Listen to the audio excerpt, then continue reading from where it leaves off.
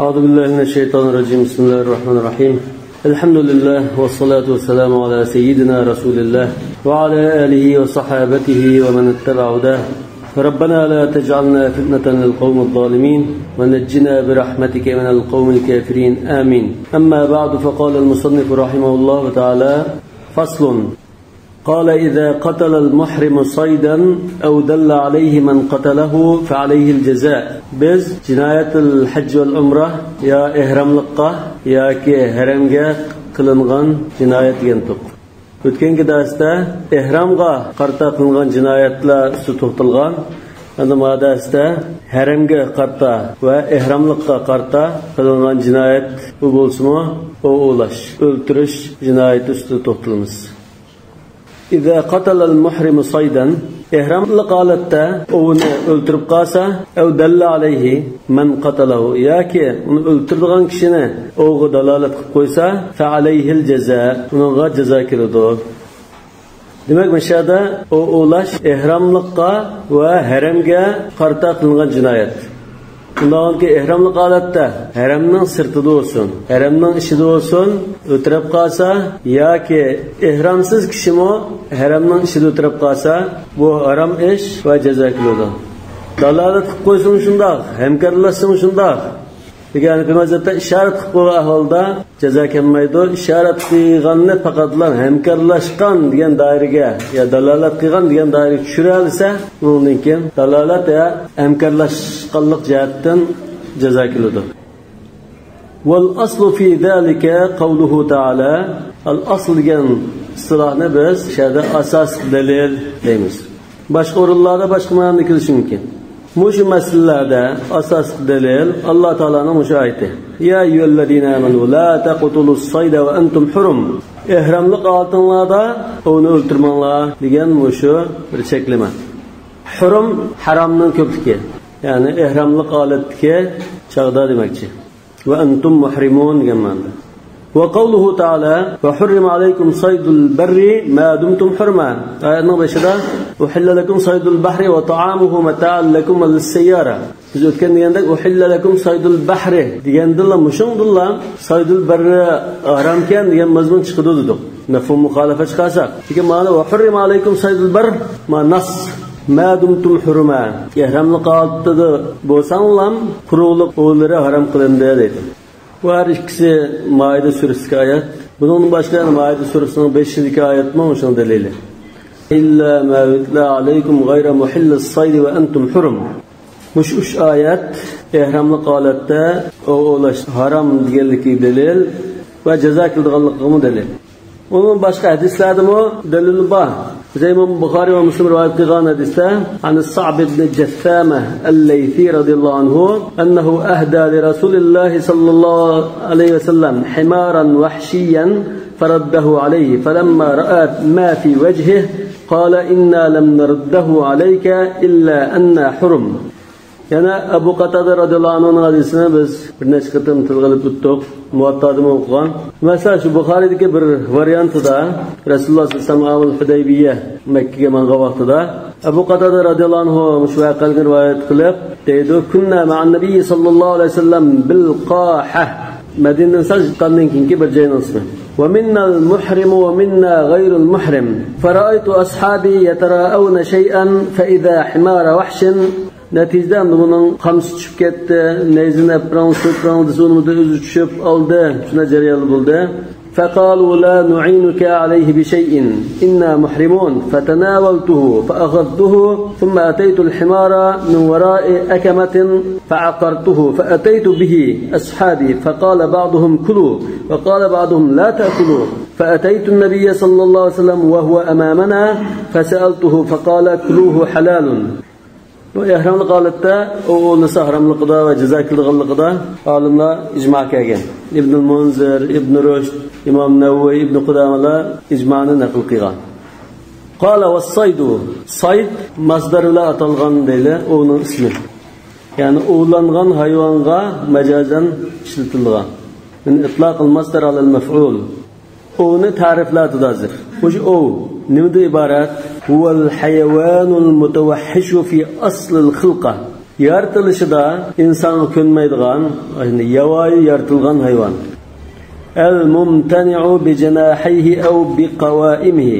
Qanotlari yoki putlari orqali yoki tumshug'i orqali o'zini qo'g'day oladigan, bo'y vermaydigan hayvonlar edi. Mush asl xilqa degandan agar shunda yavoyi hayvonlardan birasi ko'nsa, mesela kiyikdan birini ko'ndirdik. Uyda beqiyotimiz deyli. Uyda qo'tonda beqiyotgan, shunda birinin bo'lib qolsa, bu yanala ov bo'ldi. Aslında beqiyotgan bir kiyikni ehramli holat o'tsa, yanala ovni o'tagandek bo'ldi. Aksicha, qo'y yo kalidan birisi yavoyilashib ketib qoldi. Bu chaqda buni o'tasimayli. Yavoy bo'lib ketsimi, bu asl xilqida bu mustaqnas bo'lg'achqa, buni o'tasa, ovni o'tagan bo'lmaydi. Lekin buning sharti bor.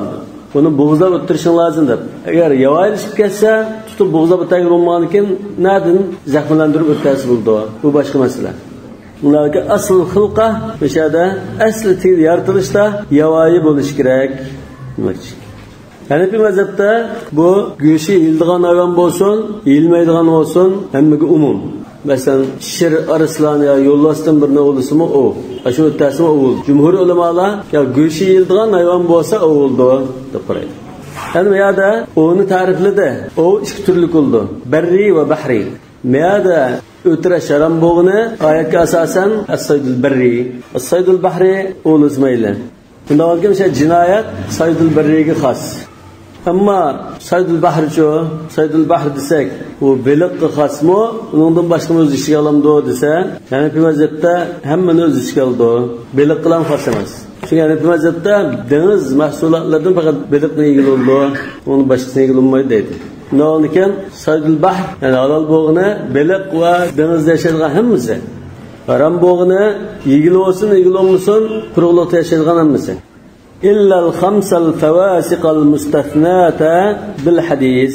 Ash hadisda istisna qilib chiqarayotgan 5 ziyandash hasharat buning sirtida, ya'ni quruqlik ovlardan bularni o'tasi bo'ldi. Ziyandash bo'lganlikdan hadisda khamsun minal fawasiq yuqtalna fil hill wal haram al-hida'a wal hayya wal aqrab wal fa'ratu wal kalbul aqur degan. فإنها تبدأ بالأذى. Çünkü bu insan onu çekilmesimi insanı ziyankeşlik kıldıgan. Şu sebepten favasık deb atalgan. Vaqad taqaddama al-kalamu fiha. Onundan başka aşında yırtqıç hayvanlar olsun, hatta insan olsun, adam ziyankeşlik kılış için etilsa, xiristiysa, müttəsi buldu. Lekin bizden demoqchimiz o ulaşımız. O özünün yolda, özünün hayatını yaşayatkan, biz ona planlab, kapkan kurup yoki aqidin qo'llab berib tutishmaysiz. Va saydul barri, ash oyatda va hurrima alaykum saydul barri degan. Shu oyatga saydul barri ma kana tavaluduhu fil barr. Yani ba'zi narsalar suvda yashaydigan, quruqlikda yashaydigan, timsoq, paqa, toshpaqa, shunda narsalar. Buni quruqlik ta'vadamdiq, suv ta'vadamdiq deganda ulamolar har xil qarashni o'tirib qo'ygan bo'lsa-mu, asos ma'noviy mazhabdikisi, undan boshqa olimlar shunda qaraydi. Quruqlikda avaydigan bo'lsa, nasllanish va tuxum qo'yish yoki avish, tug'ish ishlari quruqlikda bo'lsa, u quruqlik ta'va bo'ladi. Quruqlikda tug'ilib, quruqlikda to'rilib, keyin suvda yashaydigan, quruqlikda yashaydigan bo'lsa, ular munosabatsiz. Undan su iti bo'lib qolsa, masalan, su iti, bu etdan, ismi it. Su iti bo'lib qolsa, bu suvga tava hayvon deymiz. Paqami shunda suvga tava. Ba'zi bir turlari bor, masalan, quruqlikda ko'proq yashaydigan paqalarda ixtilof bo'lishi mumkin. Lekin suv paqasida o'xshashlam suvga tava deymiz. Dengiz iti, dengiz shiri degandek narsalar. Dengiz iti deb tursa, saqan qurdaymiz, quruqlik munosabati suvda yashaydi. Onun başka suyun üstü uçuşturduğun kuşlar var. Tayrul bahr deymiz. Bu bir taraftan da bunun tuxum qo'yish, avışı quruqlikda deb qalsak, bu quruqlik ovi bo'ladi. Quruqlikqa tava degan ovni o'tirib qalsa haram, yani gunoh bo'ldi. Ikkinchi natija jazo keladi. Lekin baliq tutib qalsa, yoki dengizdagi rak, binasini tutib qalsa, hech nima bo'lmaydi. Ya tug'ilishi va avishi nada bo'lsa, shuni ta'va dedik. Quruqlikda tug'iladigan, avaydigan bo'lib qolsa, quruqlikning ovi bo'ldi. Keyin so'chirib yashayapsizmi? Masalan, pinguindek hayvan var. Quruqliqda avıydı, keyin suv sirib yashashi mumkin, ko'pincha. Shunda bo'lsa, shu quruqliqning ovida emas. O'lchamni shuni bekitdi. Shunda ikki ehtimolli hayvon bo'lib qolsa, qonun tava bo'ldi degan gap. Qala ammal jazaa'u 'ala al-qatil. Jazo qildi dedik. Shu ovni o'tdagiga jazo qildi. Lekin tutib qumiga solib qo'ysa, topshiriq ezolanlar. O'tdamay tutsa, jazo qilingan bo'ldi. O'ldigo. Masalan bir kiyikni o'lab kerakmas ya yerda holatda tutib akasi o'ldi degan bular.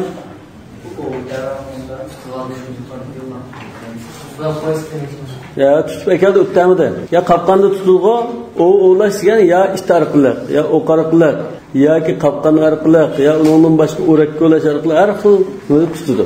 Uning ba'zi tirik qo'lg'ishidir. Birinchi topshiriq yozib qo'ygan Kitobul Hajda. Tirik tutgan ahvolda u bulamdi bu mumdo jazolarni kelmadi. Onu o'tgan ahvolda o'lgan kishiga jazo qiladi.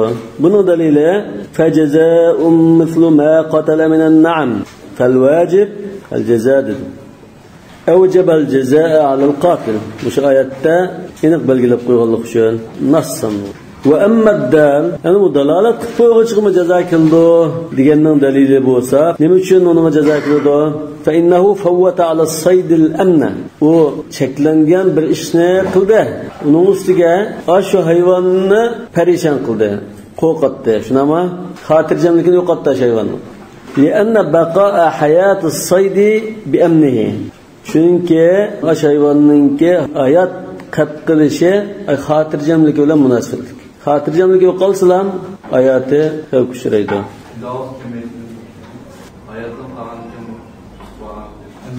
Tutilgandan kimmi? Uning hayoti xavf uchraydi degan gap. Tirik tutib olsa, u odam ya tirisini uchun, ya go'shtini uchun o'tirgan gap. Hayvonni Alloh bag'isiga chirib qo'yib o'tmasligi mumkin. Ammo uning erkinligini yo'qotganligi shu o'lim bilan o'xshashi. فإنه استحق الأمن إما بالإحرام. Çünkü bu hayvan xatirjam bir aram kılınmay yaşaşı kerek idi.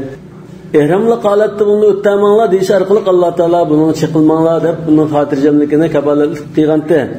Aw biduqulihi al-haram yoki onun haram doirasida bo'lishi orqali uningki xotirjamligiga kafolatlik qilgan. Va man dakhalahu kana amina.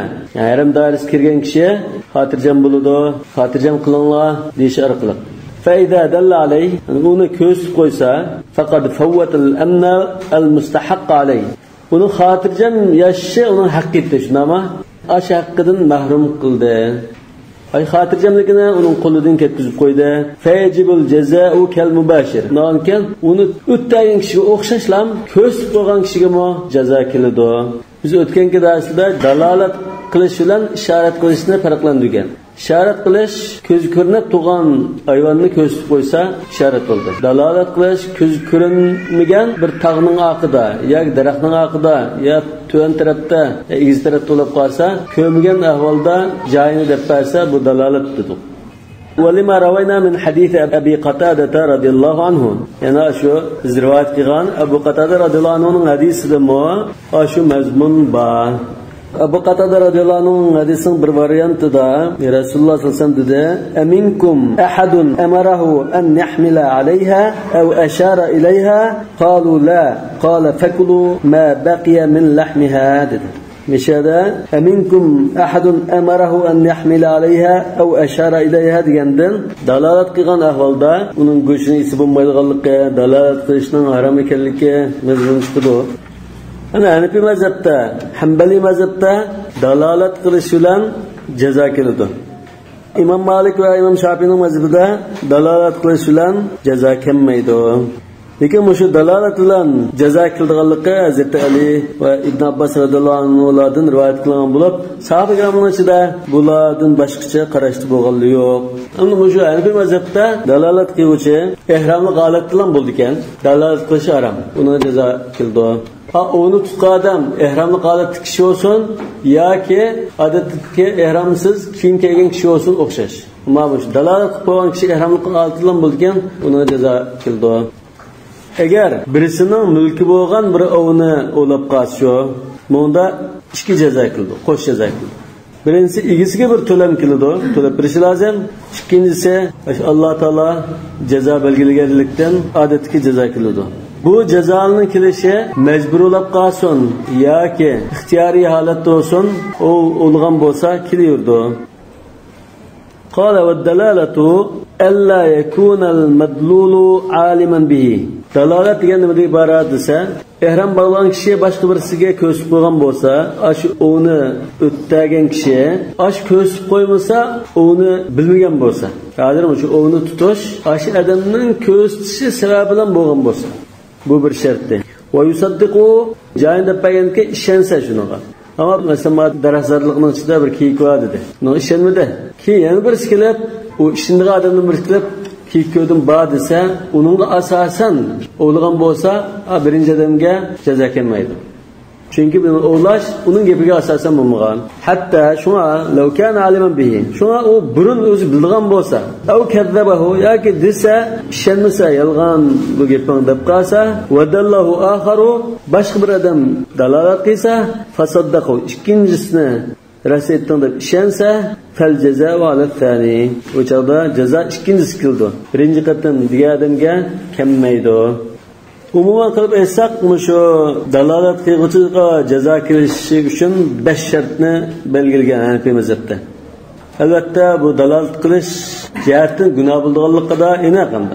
Gunoh bo'ladi, lekin jazo kelamikanmanda bunda 5 shart topilishi lozim. Birinchisi, osh kishining dalolati bilan o'ttiralsa, u o'zi burun bilib u borligini. Kim maksimum desa o'ttarsa, buning gapiga asosan o'ttirgan bo'lmaydi. Dağınıken aşı oğunu bu kişi deyişten burun bilmegen bo'lishi lozim. İkincisi dalal qilgan chog'da ishonish lozim. Ishonmay, kim boshqa birisi kitobda degandek boshqa birisi desa ishonsa, ikkinchisining gapi hisob bo'ldi. Üçüncü şart oğunu dalalat qilgan chog'da ihramli holatda bo'lsa, aşı oğunu ta ki o'lgan qadar ihramli holatda davomlashsa, uni lekin kim. Agar oğunu ko'rsatib qo'ygan chog'da ihramli holatda bo'lib, keyin bir kundan keyin tutgan bo'lsa, o chog'da ihramni chiqargan bo'lsa odam kelmaydi. 5-chi sharti oğunu tutgan taqdirdami yoki yaralangan taqdirda u kishining qo'ldan qochib ketmagan bo'lsa lozim. Ya'ni rasmiy qo'l uchishgan bo'lishi lozim. Qo'l uchishmay yerda qochib ketsa, uningga jazo kelmaydi. Gunoh kasimi jazo kelmaydi. Dalolat qiluvchi. Dalolat bilan ishoratni ayirdi dedi Hanafiy mazhabda. Ishorat qilsa jazo kelmaydi. Gunoh bo'lsa-mu jazo kelmaydi. Faqatlamni mush ishorat dalolat darajasiga yetib qoldi, ya i'ana darajasiga yetib qoldi desak, o'sha dalolat va i'ana deb shu turga kirgizib turib, undan jazo keldi deymiz. Boshqa mazhabda ishorat qilgan bo'lsa jazo keldi deyish mumkin. Tutanmasa bu ko'rsatib qo'yguchiga jazo kelmaydi, lekin gunoh bo'lishini. Tutquchi ihramli holatda bo'lsa, uni ayrim keldi. Ihramsiz odatga o'chib olsa, shu rayonda u tutgan odam bo'lib qolsa, uni jazo kelmaydi. Faqat haramning dairasi bo'lib qolsa keldi. O'zining kiyimi kiygan kishi bo'lib qolsa-mu, haram dairisida o'lish keldi. Haramning sirtulab ihramsiz bo'lsa, uni kelmaydi. O'zining o'zi ihramli holatda qolgan bo'lsa, tutangan bo'lsa mashdan o olayman deb haberleşkenlikten haram ishni qilganlikdan gunoh bo'ldi. Lekin tutanmasa, o'ttamasa kelmaydi.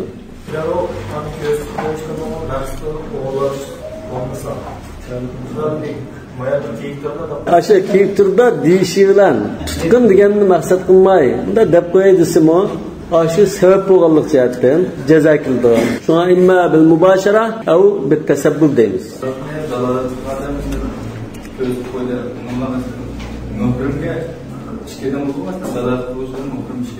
Dalalat qiluvchi ihramli bo'lishi mumkin, ihramsiz bo'lishi mumkin. Ihramli holatda ihram sirtida o'sma o'xshash, ammo ihramning ichida ihramsiz o'sma o'xshash.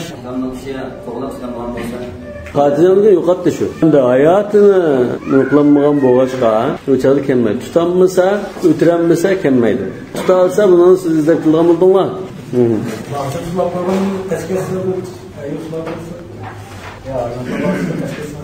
Yavaş emas bu. Yavaş oldu şu. Ayetmesi la taqtulu yumkin o'ltamalar demakdan o'ltirish qilishmalar buni shunga sizlar bahs qilib kelasizlar. La taqtuluni la tumsiku degan shuni shirk qildimi yoki o'tirishni o'zi maqsad qilinadi. Men o'xshash deb qarayman. Uni tutsin, tirik tutsin yoki o'tasin, o'lgan bo'ldi. Chunki o'g'lash o'tirash xos emas. Masalan, toshqanni qopqon bilan tirik tutib olsa, toshqon o'lab keldi deymiz. O'xshash. Ya'ni bu oxiri nayvorda o'lab kelgan taqdirda shu o'tirgan. قال ولو أعاره سكينا ليقتل الصيد إن كان معه سكين لا شيء عليه. O'chining yenida pichoq bor ekan. Pichoq bor turib, yana bir pichoqni tanlab manda o'tkazsa desa, bu o'chida aslida pichoq bo'lg'achqa bag'uchiga jazo kelmaydi. لأنه يتمكن من قتله لا بالإعارة. Chunki u pichoqni berib turmasmi, o'tiraydi, sendiki pichoq bilan o'tiralaydi. وإن لم يكن معه سكين فعلى المعير الجزاء. Pichoq yo'q odamga pichoq bersa, o'taganda o'tasa jazo qildi. لأنه إنما تمكن من قتله بإعارته. Chunki u pichoq berib turganlikdan o'tiradigan bo'lmasa, o'tiranmaydi. Aslida Hanafi mazhabida mush masalada azroq bir ixtilof bor. Masalan, birisiga shu pichoq yoki nayza yoki qurol degandek narsani berib turib, u o'lg'a ahvolda mush berib turish, berib tug'ichiga jazoni vojib qilamdi, qilmamdi degan masalada azroq ixtilof bor. Ko'pchilik ulamolar mush kitobdagidek pichoq yo'q odamga berib tursa, bu jazoni vojib qiladi deb qaragan. Yo'q, Sarafsi Mabsud degan kitobda berib turgan kishiga jazo kelmaydi. Bu odamning qo'lida pichoq aslida bo'lsin, bo'lmasin, pichoq berib turgan bilan jazo vojib bo'lmaydi deb qaragan. Nima uchun esa u berib turish degan u uni haqiqiy o'tiritish yoki hukman o'tiritish degan bo'lmaydi. Ammo dalolat degan o'tiritishlar kirdi degan. Lekin Hanafi mazhab ko'pchilik ulamolar shu Abu Qatada radhiyallohu anhu hadisidagi Sahih Muslimdagi rivoyatni asos qilib turib, "Hal antum" deb so'ra Rasululloh. Yordam qildinglarmi? Nolgan berib turishmi? Yordam qilishning jumlasidan bo'ladi deb berib tursa jazo qiladi deb qaragan. Bu kitobda shunda muayyanlashtirildi. قال والمبتدئ والعائد والناسي والعامد سواء لوجود الجناية منهم وهو الموجب.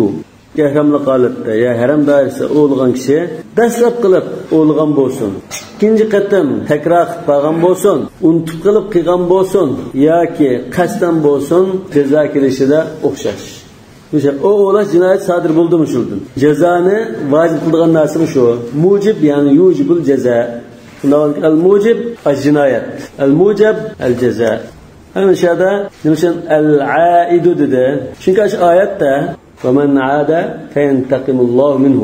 وَمَنْ عَادَ qayt qilib qalsa, ikkinchi qatam qilib qalsa, degan bo'g'achqa ba'zi ulamolar birinchisi mayli, uni kelmaydi, ikkinchisi bo'lib qalsa andan jazo qildi degandek bir bunda tushunchada bo'g'achqa shunga raddiya berib da'vatdi.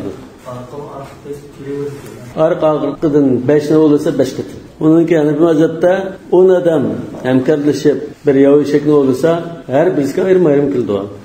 Endi Hanafi mazhabda mush jazo nimadan iborat? Bu ikki narsadan iborat deymiz. Bir tarafdan bu jinoyatninki kaffarati. Bir jinoyat sodir qildim, mushuni hozir mush orqali tuzlaysa. Ikkinchisi buzayotgan narsaga badal, tulam. Shundan keyin misluma qatala deb mislini akilishi o'sha tulam degan birdan bo'g'achqa shu o'xshash narsani tulab bermasang bo'lmaydigandek bir ish. Yani bu yerda van nasi val amid dedi. Shunama unutib qilib bo'lsin, qasddan olsin o'xshash dedi. Jumhur ulamolar bunda qaraydi. Qasddan olsin, unutib qilib bo'lsin. Ehramli holatda unutib qilib o'lab saptma desa bekor kelaverdi deydi. Davud Zari oyatda "Oman qatalahu minkum mutaammidan" qasddan o'tasa deb menda qayd qildi. Undan isini o'qirib qolsa kelmaydi deb turadi. Jumhur ulamolar kilidi degan. Nima uchun buni kaffarat mazmuni bor, tulam mazmuni bor. Undan keyin birisining aynikin chiqib qasdlikdan chaqmadim desa, baribir tulam keladi unga. Faqatlar unutib qolgan holda ya xatolik bo'lsa, gunoh ko'tarilib ketishi mumkin. Lekin tulam amon to'laydi. Usha qoldim birisining aynikin chiqib qolsa, dadasidan to'ltidan gap. Mush ikki mazmun bo'g'achqa nasi bilan unutib qilib, ya xatolik sababidan o'tgan bilan qasd o'tirishga o'xshash deydi. Çünkü bu sat kaparatlamamaz tulam degan narsa bor. Mol mulkni tulab turadigan degan mazmun bor.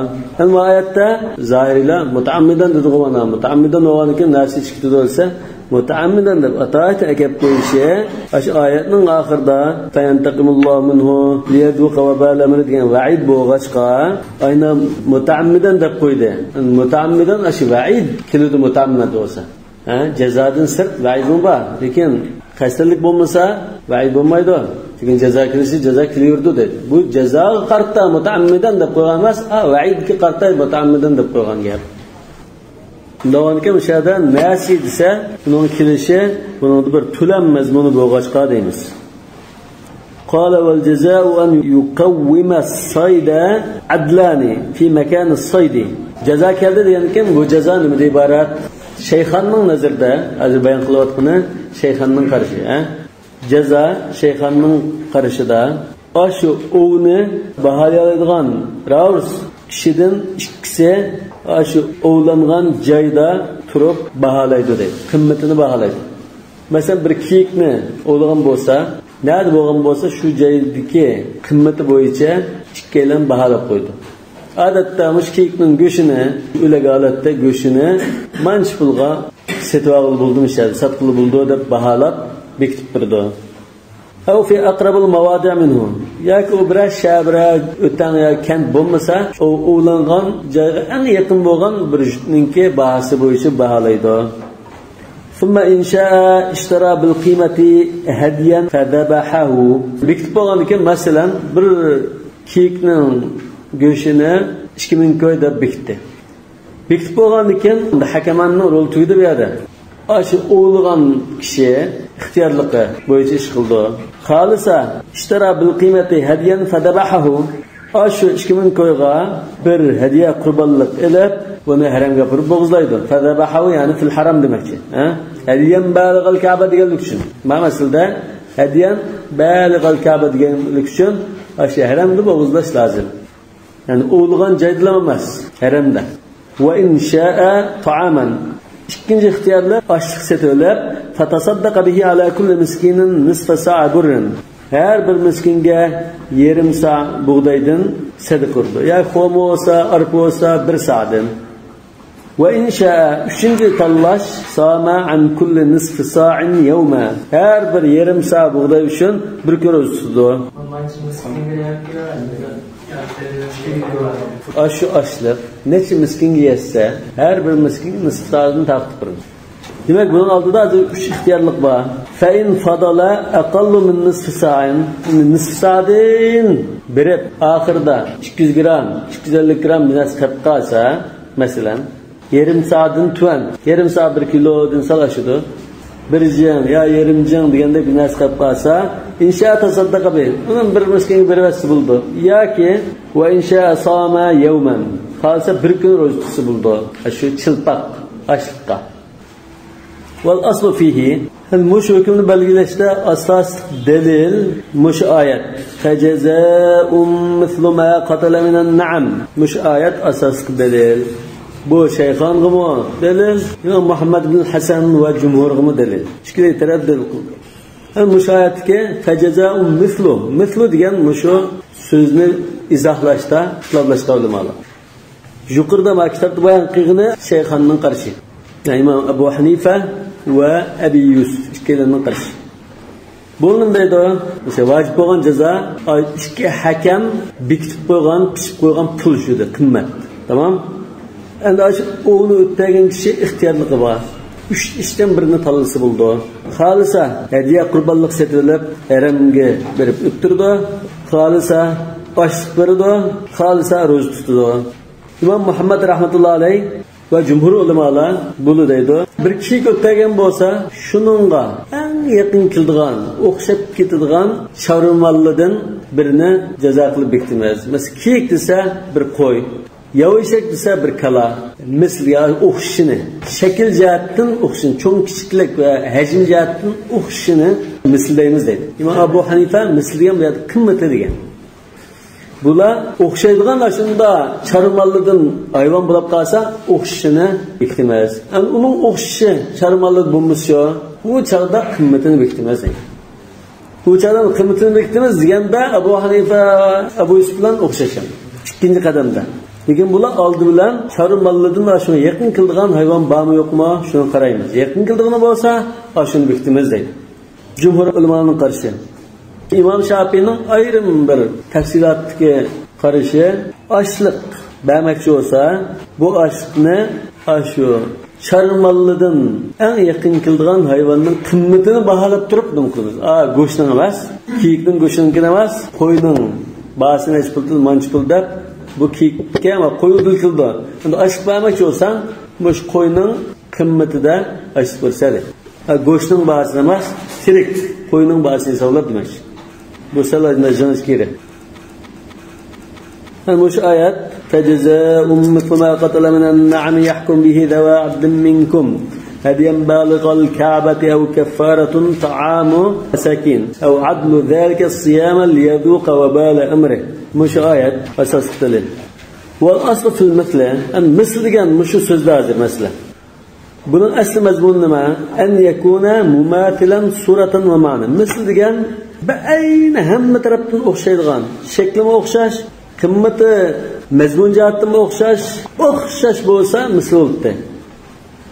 Wa annahu ghayru mu'tabarin bil ijma'.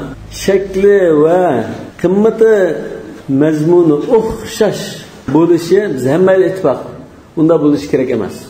Mesela kiyikten birini ötürmezse, şu o'xshash kiyikten bizni to'lishi lozim degan gapni qilmaydi hech kim.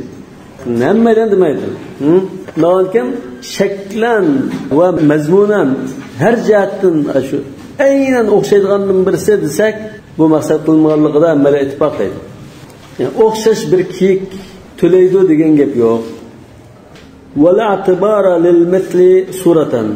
Yani shakl jihatdanmi uni o'xshash bir narsa vacib bo'ldi deyilmaymiz deydi. Shayxonning dalili bor, ha? Nima uchun?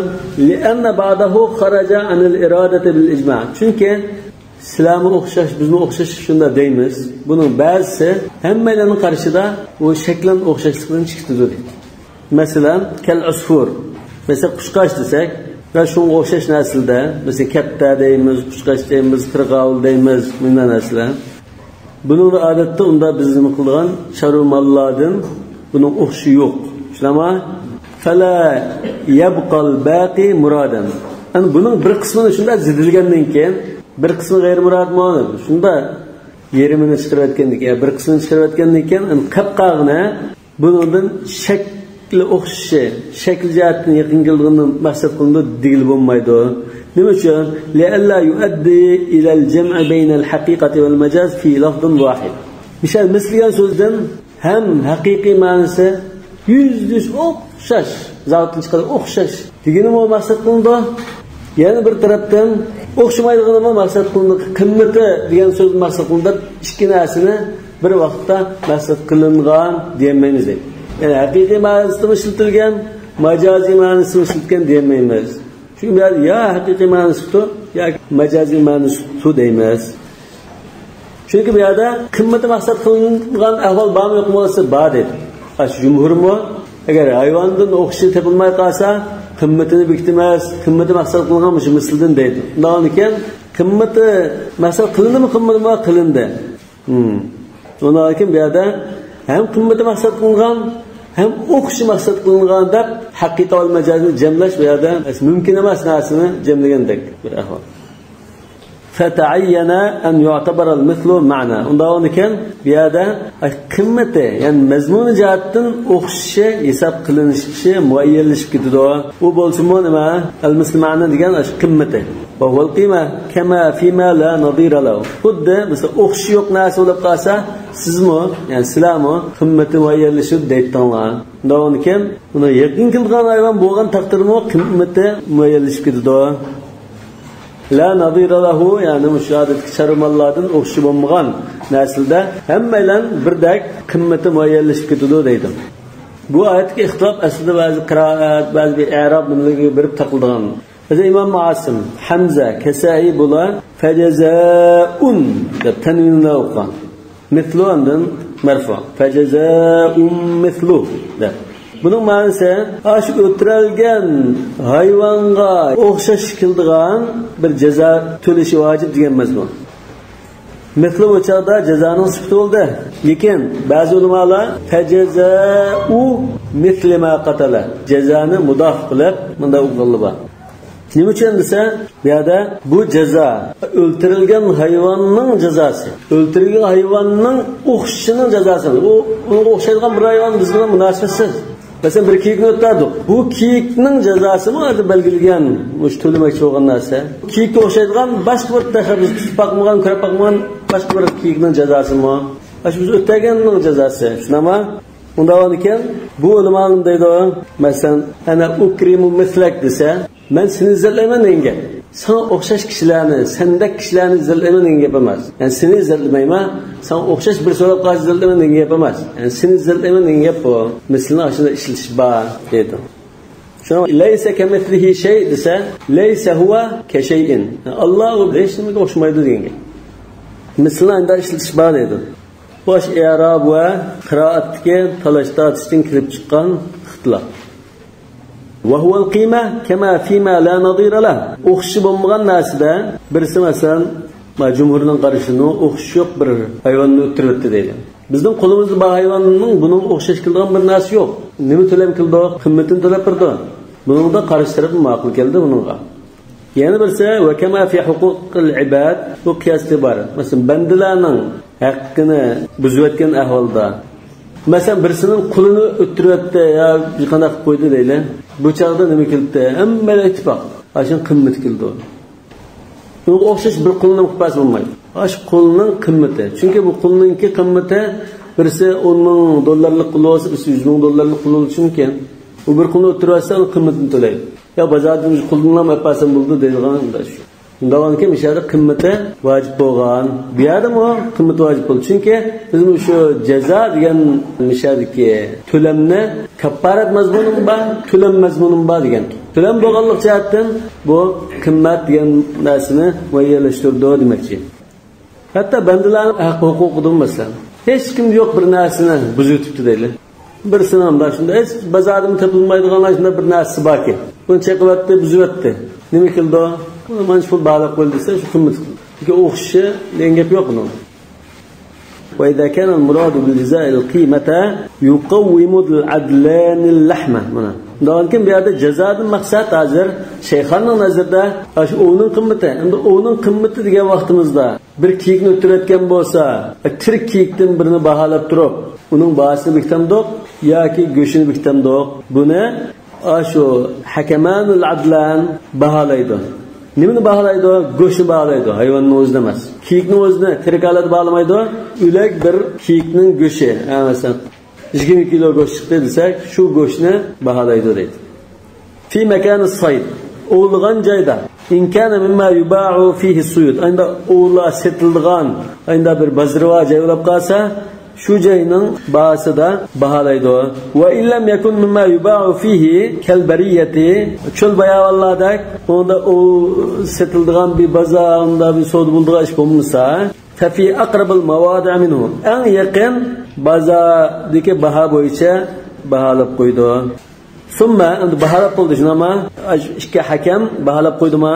20 kilo go'sht chiqdi, har bir kilosi masalan 10 ko'ydan 2000 ko'y degandek baholab qo'ysa, hakamanninki roli tugidi. Bu o'zining yo'li ravon bo'ldi.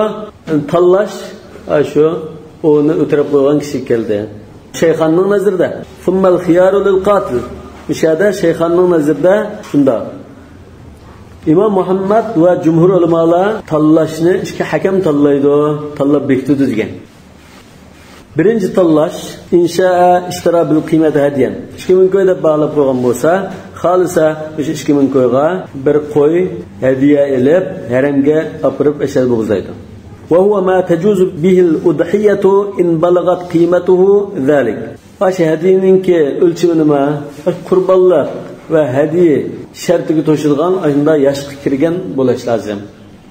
In balagat qiymatu dar. Bir hadiyaning qimmati bo'lsa, 2000 ko'y aytgan bo'lsa, qurbonlik qilish qaraydigan malag'li bo'lsa, tamom shuni oladi. Va yadbahuhu bi Makkah lima taqaddam. Buni opirib Makka va Minalda bo'g'izlaydi. Lima taqaddama hadiyan baligal Ka'ba deganlik uchun. Va hadiy degan o'zimi shunda Makkaga apirdigan qurbonlikni ko'rsatdi. Va illam tablu ma tajuzu bihi al-udhiya. Bu qurbonlik qilay degan taqdirdami qurbonlik setib olib bo'lmaydi ekan bu. 2000 ko'yga qurbonlik kammidi. La yazbahuhu. O'chada qurbonlik opirish yengib bo'lmaydi. Hammasi 2000 ko'yga kichik bir paqlanni birdi ekan. 3 oylik bo'lgan, 4 oylik bo'lgan. O qurbonlikqa yaramaydi. Uni setilib opirib bo'g'izilmaydi. Uning o'rniga ashliq sadaqa berdi. Va qala sohiban ay kichik qo'zidan biz kep qasimo ashun setilib haramga bir bo'g'izlaydi dedi. Nima uchun sali itlaq qavli taala hadiyan baligal Ka'ba. Ka'baga yetkazilgan hadi degan bo'g'achqa oyatda mushin hadi hisoblavermas, yeshil to'shmagan bo'lsa deydi. Va annahu yutaqarrabu bihi fil jumla. Yana bir sabab bunday kichik qo'zilarni odatda bir ibodat uchun so'ydigan ishlar bor edi. Kama ida waladatul udhiya aw al hadiy. Masalan, bir qurbonlikni biz bekitdik. Tamam? Qurbonlikni bekitgandan keyin shu qurbonlikqa atab so'yimiz deb tursak, ya hadiyaga atab elib ketibsak, haramga bag'isha, ya qurbonlikni shu bo'zlig'icha bu mol birini qo'zlab qolsa, ash qo'zisnimi qurbonlik qilish va hadiy sifatida bo'zlash vojibdir deydi. Demak, bu ibodatda endi kichik molni bo'zlash bormi yo'qmi? Bor. فإنه يذبح مع أمه وأنس لهم بالله سئلوا قرب اللقطة وهديدة. ولأبي حنيفة رحمه الله أن القياس يأبى التقرب بالإراقة. إمام أبو حنيفة رحمة الله عليه قياس جاتن إلى الساق قياس تا قن اقتشار قلق الله تعالى يقلق قلدغم باش أسلق يوقتين. نمشي لكونه إيلام البريء على ما عرف. çünkü bu bir günah aşında bir kuzunu bekadın baka cennet ağırtıp qiynash iborat. Va innama khalafnahu amdan shun bu qurbonlikni qani iqtisiz, hadidimi qani iqtisiz shu ibodat qilmasa, buni bakadan baka qiynash ibodat qilib qolamdi degan ish bormi desa, biz qurbonlik va hadiyada shu hadis va oyatni kagashga asli qoidadan chiqib turib, bosh ustiga da qabul qildik.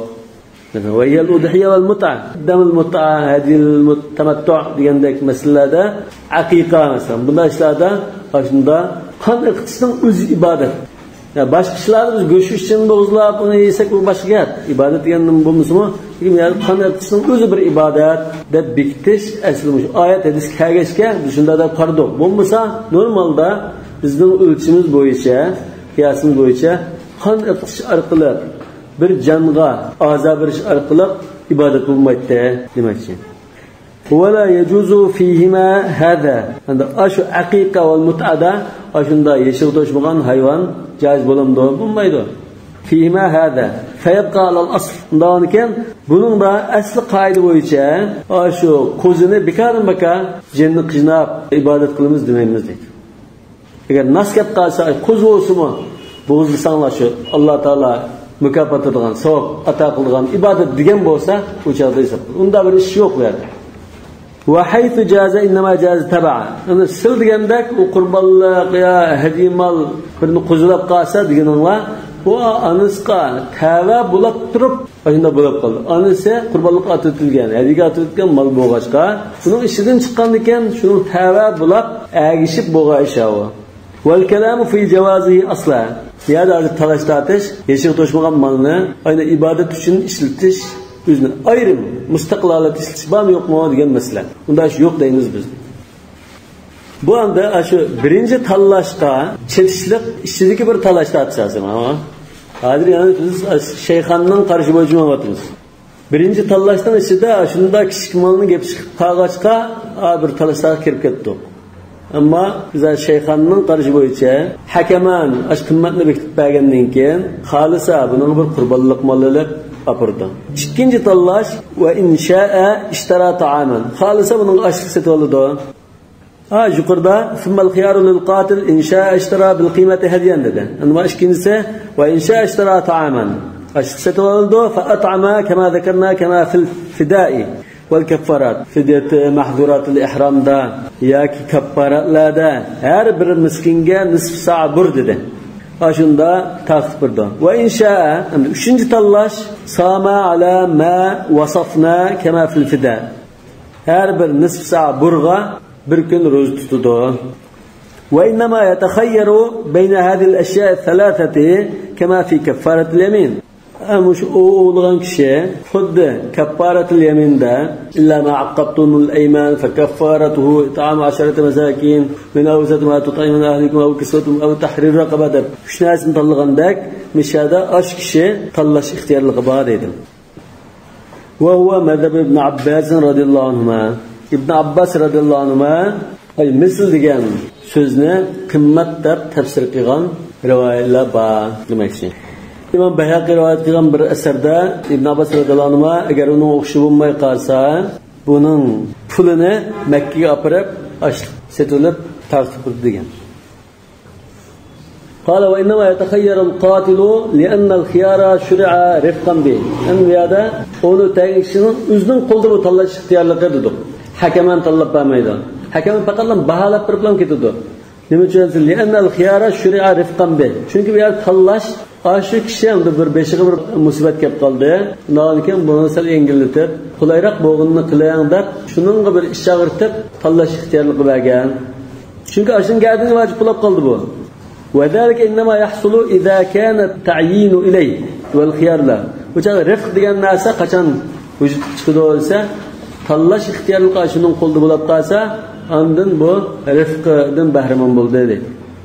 فإن فضل أقل من نصف ساع yarım saat buğdaydan azroq narsa qilib qolsa, as nisf saat olgan bo'lsa, uni bir miskinga berdi yo bir kun ro'za tutdi. An bu az bo'lib qolsa, أو كان الواجب ذلك yoki bitgan narsaning ichida 250 gram yo chorak kilo deydigan bir narsa bo'lib qolsa, İnşa tasaddaqa bi. Xalsa shuni sadaqa bervasi bo'ldi. Li'annahu kullul vajib. Chunki shu vojib bo'lgan shuni olgan bervasa tutildi. Va insha sama anhu yawma. Xalsa ashilpaq ashliqqa, ya'ni bir miskinga berish o'lchimi ya bir kun ro'za tutishga kelmaydigan ashliqqa bir kun ro'za tutasi bo'ldi. Li adami tajazzu'us sawm. Chunki ro'zaga yarim kun tutay yerim kundan jiqroq tutaydigan ahvol bo'lmag'ach, pochiligi bo'lmag'ach. Hali yuqori qilsa hammasi shayxonning qarashi. Va qala Muhammad, Imom Muhammad val jumhur deydi. Jazo keldi degandan keyin al-vajibu jazo nimadan iborat? Al-mithlu min haythu surati aw al-jutha. Tashqi ko'rinishi, cho'ng kichiklik, hajmi, badan o'lchamlari o'xshash qildigan bo'lsa, shu vojib deydi. ففي الضبي مثلا bir kiyik desek, والضبع bir sırtlan desek, bir qo'y keldi. Shu qo'yga yaqin keldi. وفي الأرنب عناق bir toshqon o'lab qolsa, texa qurbonlik qilishga shart toshmaydigan 6 oylikdan tuvan bo'lgan bir o'g'loq. وفي اليربوع جفرة. Yerbo degan biz uchar chashqon, yo'q chashqon dedik. Toshqonning kichikroq bu. Yoki yanmantaq shundan aslida jafra. Jafra degan bu anaqdan kichikroq kishi o'g'loq. Yerbo degan yilmaydi. Chunki Hanifi mazhabda yildigan bo'lsin, yilmaydigan bo'lsin, hammasi o dedi. Jumhur yildigan bo'lish kerak dedi. Endi yildigan bo'lish kerak desa, dab'a Shafiy mazhabda yildigan hayvon qatorida. Shafiyli yeydashi sirtlandim. Yerbo degan uchar chashqon, yo'q chashqon. Chashqonning odatga chashqonsa yo'qroq. Bundan shuningga yaqin kelgan qo'zi o'loqning 2 oylik bo'lgan, 3 oylik bo'lgandek 4 oylik qadarni jafra deymiz. Va fi na'amati badana tuguqshidan birni bo'lgan ahvolda tuga yoki bir kala. Va fi himar al-wahshi baqara yavishakda bir kala. Va ma la nadira lahu uning o'xshi yo'q nasldan kal hamami wal usfur tajib al-qima kama qala. Buningda Imom Muhammad val jumhurmu shayxonning deya yerkanmay shar yo'q. Bunun o'xshini bektanmagan ekan. Lahu qawluhu ta'ala lahu yani lil imam Muhammad. دليل الإمام محمد والجمهور قوله تعالى فجزاء مثل ما قتل من النعم والمثلية من حيث الصورة أولى مثل degan so'zni shakli o'xshaydi degandek menda tushunib matrakka apasak texmo munosibroq لأن القيمة ليست مثلا للنعم chunki ba'zi qimmati o'ltirilgan narsaga misl deyishga munosib kelmaydi Van cemaati min as-sahabati bir grup sahabe kiramlardan muşunun qarışıdak yaqin qildigan mallarni bekitgan ahvolga kelgan. Min haythul xilqa yaratılışida ay bedenining cho'ng kichikligida, jismining cho'ng kichikligida ayında bekitgan ahvolga kelgan. Masalan, biz Muhammad ibn Hasan Shaybanining shu rivoyatiga muvattada o'qidik. Rawa Muhammad ibn Hasan fil Muwatta akhbarana Malik akhbarana Abu Zubayr an Jabir ibn Abdullah anna Umar ibn al-Khattab qada fi ad-dab'i bi kabshin wa fil ghazali bi 'anzin wa fil arnabi bi 'anaqin wa fil yarbu'i bi jafratin. Qala Muhammad rahimahullah wa bi hadha kulli na'khudh lian hadha mithluhu min an-na'am. Yana sahabe kiramdan Zayd ibn Thabit, Muawiya, Abu Bakr va Osman ibn Mas'ud qatorliqlardan shunga o'xshash bekitish kelgan. Uni ko'pincha ojizroq rivoyatli bo'lsin. Lekin Sayyid qaragan taqdirda shayxon deb tushunda, shayxon bu chaqda kishilarning qo'lidagi mol-mulk, oltin, kumush, tilla undan emas, shu chorva molli bo'lg'achqa, shuning xuddi qimmatini bekitishdek ish bu. Mushin qimmatini nima qildi olsa, bir qo'yga deb menda bekitish iborat. Chekli o'xshaydigan hayvon bekitish emas, qimmatini bekitish iborat deb tushundim. قال وعنده الخيار إلى الحكمين عند محمد رحمه الله بهذا اشتم برن تلاش حكم من قلدار شيخان قاتل من قلدار تلاش فإن حكما بالهدي يجب النظير عند هدية قرب اللق بيرب باسا بلا وجادا أخشن إليش لازم يعني يقين كلغان كيكو سابر قوي يو شيكو سابر كلا ديندك وإن حكما بالطعام أشلقta buyurup qalsa yoki ro'ziq buyurup qalsa bu chaqda hakam degan bo'yicha bo'ladi. Liqavli ta'ala yahkum bi dawa adlin minkum hadiyan. Endi hadiyan degan bu shu so'zni maf'ul deb mansub holat keldi deydi. Nasaba maf'ul yahkum yani hadiyan. Wa jawabuhu ma qulna. Bunun cevabı yani yahkumu bil qima hadiye qurbanlıqni tanlagan taqdirda degan ma'noda. Bunda tushunimiz edi. Wa li anna al-kaffarata rufi'a atfan 'ala al-jazaa. Atfan shunami? Raf'u atfan 'ala al-jazaa. Ashu jazaga ma'tuf holat kirib marfu' qildi. Aw kaffaratun degan so'z marfu'.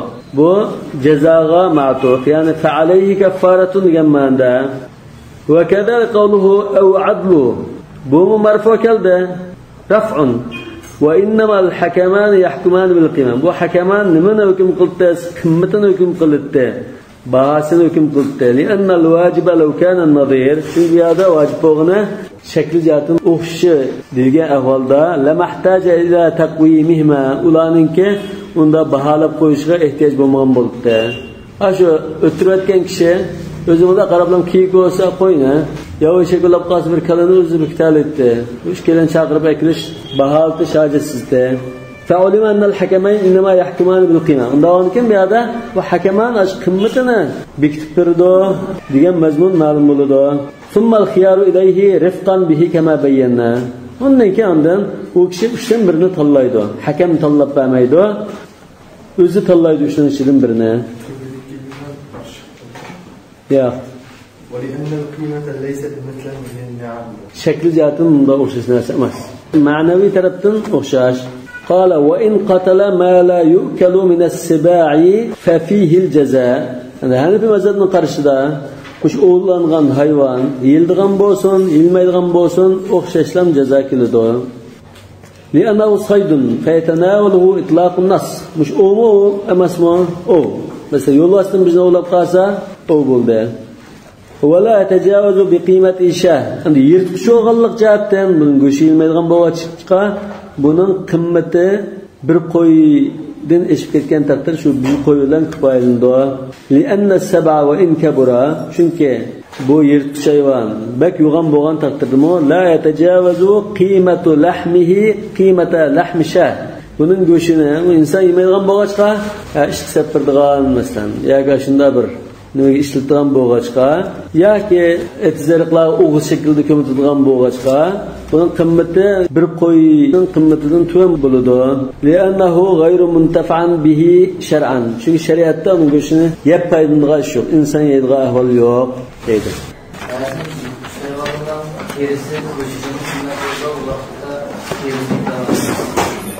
Hadi burun çağıldan da şu göçedin faydalanışta şunu asas kılgan bolsa, hadi bu faydalanışdan aşk kıymeti mesela, onun göçü ya mucize deymiz mesela. Mucize yani birinisi kişi dep faydalangan narsalar buluşı mümkün.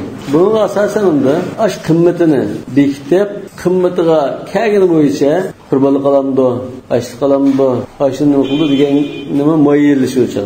Ma'rifi mazhabning asoslangan ise göçüdülen paydalanıpta, onda olanken bu göçüdün paydalanış bir qo'yninkidan tuvan bo'ladi deb ma'noga asoslangan. Hali bu asas yo'lib ketsa, uning ustiga qurgan hukmmi bekor. Balki mesela go'shini asas deysizmi, bu go'shi balki ba'zi yirtqich hayvonning go'shi qo'yninkidan nachasi qimmat chiqadigan ahvol bo'lishi mumkin. O doğruluk ishlatar ekan, manda ekan deb falan pul qilishi mumkin. Nolu iyisi günah. Aşağıda Hanefi mazhabda bunun esinlik kılışça go'shidan yegan bo'lsa, bununla açlık sadaqa qurdi. Mesela 200 gram yegan bo'lsa, yegan miqdorda açlık sadaqa qurishlar. Bu bundan chiqishi mumkin. Mesela ehram bağlagan birisi onu tutup qilganki başka ehram bağlagan mehmon qilay desa, o kishga yeb saptimiz. Qanday qildi odam? Yeb salgan loyiq sadaqa qurdi.